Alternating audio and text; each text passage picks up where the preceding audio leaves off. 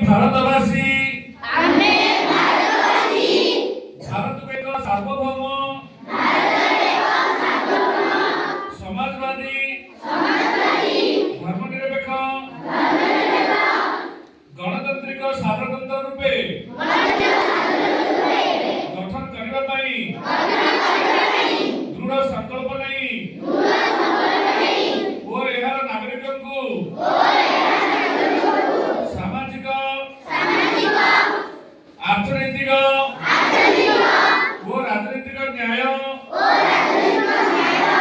चिंता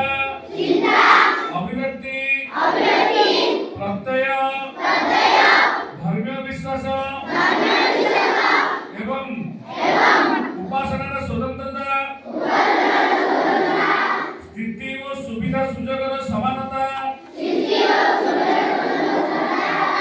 सुरक्षा प्रदान करने यथा व्यक्ति मर्यादा एवं राष्ट्र ऐक्य और सहमति निश्चित करी